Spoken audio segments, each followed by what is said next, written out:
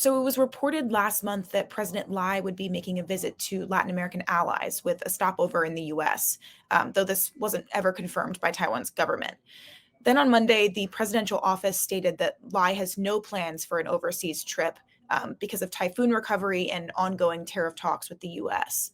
That stirred up a lot of debate in Taiwan, especially after the Financial Times reported that the US had blocked Taiwan from making a stopover in New York due to objections from China.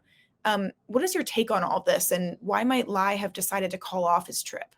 So, without much more information from Taiwan officially, a lot of what I have to say is going to be speculative, obviously.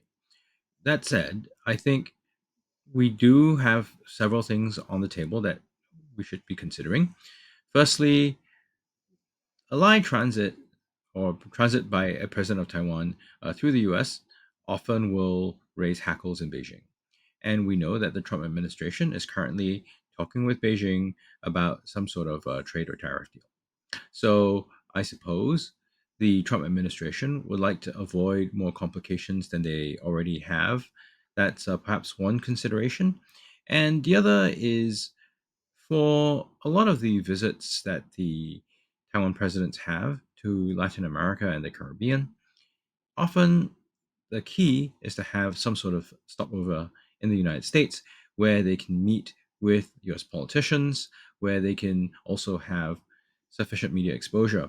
So, without that opportunity, I suppose it is possible to plan some sort of trip to Latin America. But without that exposure in the U.S., perhaps the Lai administration would figure that it might come that the trip can be probably better timed. Former US House Speaker Nancy Pelosi also criticized the Trump administration's reported move to deny the stopover in a post on Facebook, saying that she hoped it didn't signify a change in US policy on Taiwan. What can you say about the state of US Taiwan relations right now? And do you think this suggests a change in ties or a change in US policy on Taiwan? So the U.S. Taiwan relationship is, I would say, robust, even if unofficial. That said, on the Taiwan side, there is a lot of reason for unease. Unease because of the unpredictability of the Trump administration, unease because of the fact that we have the tariff negotiations between Taiwan and the United States hanging in the air, and a lot is at stake. Plus, there's that constant drumbeat of a sort of narrative of being suspicious about the United States that's in the background.